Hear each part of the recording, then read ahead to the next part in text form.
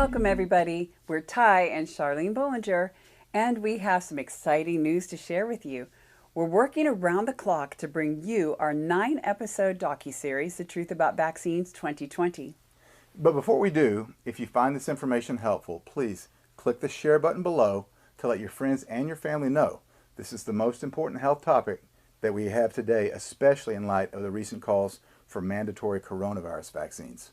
In this next video, we have Sayer G. and Dr. Judy Mikovits, formerly of the National Cancer Institute, both of them sharing with us information about retroviruses, as well as something that's called reverse transcriptase. When they first started thinking about ways to produce vaccines, they were going to take cancer cells. The CDC had discussions about this, but they were concerned because although cancer cells are perfect, they can produce an infinite supply of vaccine antigen because they're immortal. They just keep reproducing. It's rather disgusting and gross, right?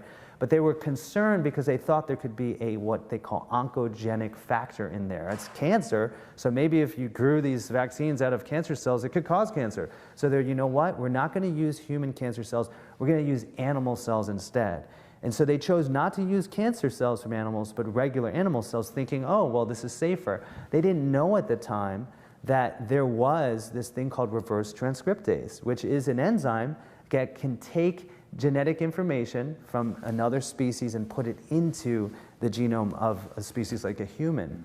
And so only after they developed all these vaccines from the animals did they realize that hidden within this vaccine seed stock were all these viruses that they didn't know. And so then they put them into the bodies, literally, of millions of people. Simian virus 40 with oral polio vaccines was the first example.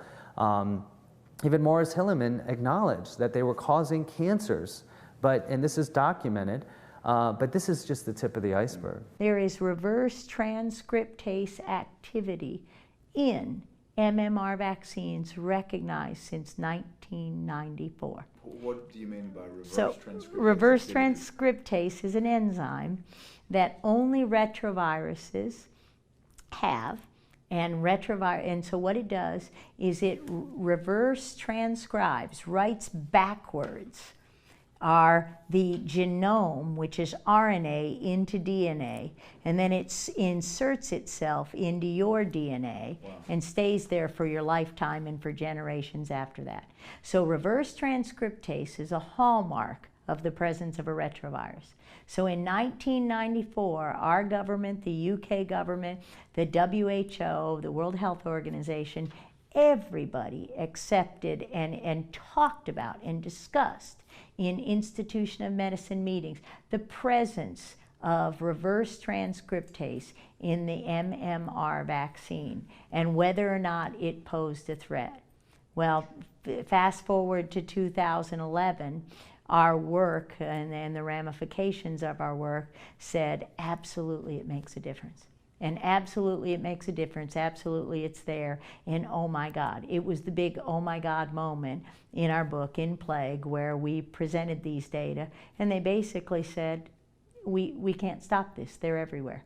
They're in our lab workers, they're in our doctors, they're in our nurses. We introduced, unwittingly and unknowingly, into the human population a new family of retroviruses that has long been associated with cancers, leukemia, lymphoma, neuroimmune disease, including Alzheimer's, Parkinson's, and such. And so we're looking at the very explosion of these diseases in our world today. And when the government realized how big it was, will we tell the truth?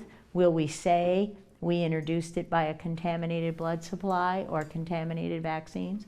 No, we won't. We'll just make sure Judy Mikovits and Frank Rossetti go away forever and that nobody ever believes a word they said and that this work is all fraud. But the one little problem they had was I wouldn't sign that piece of paper.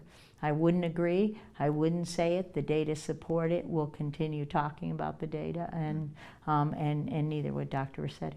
They tried to basically get us to refute our data, deny our data, throw away or destroy our original data showing the infected families and populations, and we refused. And when we refused, we were fired. If you found this information interesting and helpful and you'd like to see more of TTAV 2020, our 9-episode docuseries, it's coming soon. And we'd like to personally invite you as our guest to watch it absolutely free. All you need to do is to click in the video description below to reserve your free spot. We look forward to seeing you there. Thank you, and God bless.